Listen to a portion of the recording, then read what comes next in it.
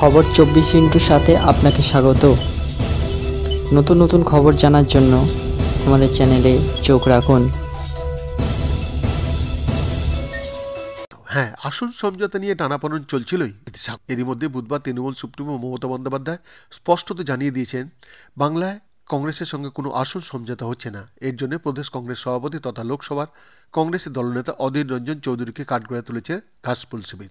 এবার মেসেজ এলো প্রাক্তন কংগ্রেস সভানেত্রী সোনিয়া গান্ধীর তরফেও। শুক্রবার রাজভবনে এক অনুষ্ঠানে এসেছিলেন মমতা বন্দ্যোপাধ্যায়। সেখানে ঘনিষ্ঠ মহলে তিনি বলেন, সোনিয়ার পাশাপাশি মেসেজ করেছেন প্রিয়াঙ্কা গান্ধী। সূত্রের খবর, মমতার শারীরিক সুস্থতা নিয়ে খোঁজ নেন সোনিয়া ও প্রিয়াঙ্কা। তবে আসন ভাগ নিয়ে কোনো কথা হয়নি। এমনকি কংগ্রেস সভাপতি মল্লিকার্জুন খার্গের সঙ্গেও তার কোনো কথা হয়নি বলে এদিন ঘনিষ্ঠ মহলে জানান মুখ্যমন্ত্রী।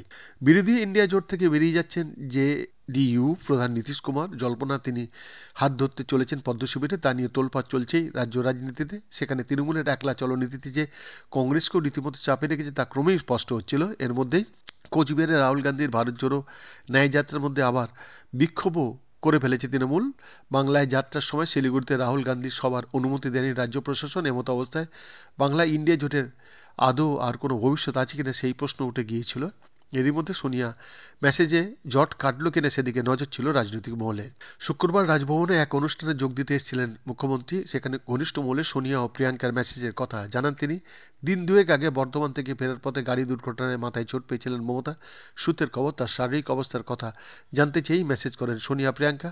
আসন ভাগ নিয়ে কোনো কথা হয়নি। এদিন ঘনিষ্ঠ মহলে মমতা আরও জানান, তাকে ফোন করেননি। বৈদ্যনাথ দাসের রিপোর্ট।